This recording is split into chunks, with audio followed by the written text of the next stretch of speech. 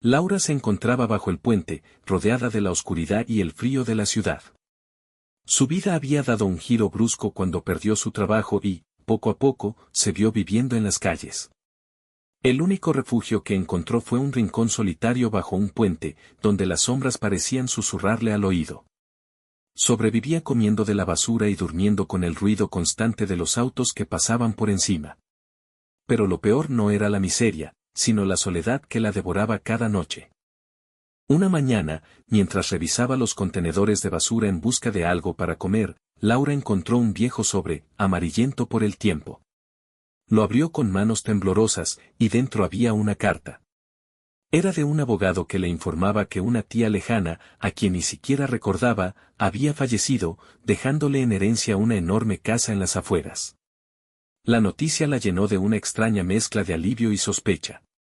Decidió ir a verla, convencida de que su suerte, al fin, estaba cambiando.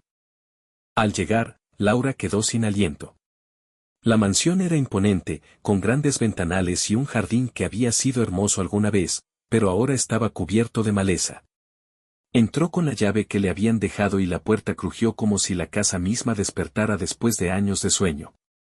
Adentro, el aire era pesado, cargado de un olor rancio y húmedo. Las paredes estaban cubiertas de moho y los muebles parecían haber estado allí desde hacía siglos. Aún así, la casa era suya.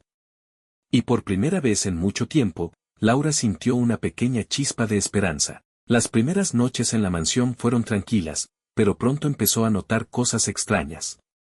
Puertas que se cerraban solas, pasos en los pasillos cuando sabía que estaba sola, y susurros que parecían provenir de las paredes. Pensó que tal vez se debía al cansancio y la soledad, pero los ruidos se volvieron más insistentes. Una noche, mientras dormía, sintió que alguien se sentaba en la cama. Se despertó de golpe, pero no había nadie. Laura empezó a ver sombras moviéndose por los pasillos. A veces, de reojo, creía ver a una mujer de cabello largo y oscuro mirándola desde la ventana, o un niño pequeño corriendo por el jardín. El miedo comenzó a crecer dentro de ella, pero al mismo tiempo, sentía una curiosidad oscura.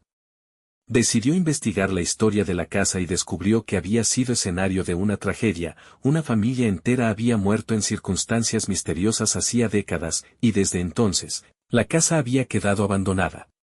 Una noche, los espíritus dejaron de ser solo sombras. Aparecieron con claridad, una mujer vestida de blanco con una expresión de tristeza, un hombre de rostro desfigurado por la ira, y un niño que la miraba con ojos vacíos. Laura, paralizada por el terror, escuchó sus voces en su cabeza. Le decían que esa casa era su prisión, que no podían descansar. El hombre gritaba que todo era culpa suya, que había matado a su familia por celos, y ahora estaban atrapados en la mansión, condenados a revivir ese dolor por la eternidad. Agotada y al borde de la locura, Laura tuvo una última visión. La mujer, la madre del niño, le suplicaba que los ayudara a liberar sus almas. Le entregó un cuchillo antiguo y le indicó dónde debía usarlo, en el sótano, en un lugar específico del suelo. Con miedo, pero decidida a acabar con el tormento, Laura siguió las instrucciones. Cavó hasta encontrar un baúl sellado, que al abrirlo reveló los restos de la familia. Laura realizó un ritual que encontró entre los viejos documentos de la casa. Los fantasmas comenzaron a desvanecerse, pero la casa empezó a derrumbarse alrededor de ella. Laura logró escapar antes de que la mansión se viniera abajo. Aunque había perdido la casa, se sintió extrañamente libre.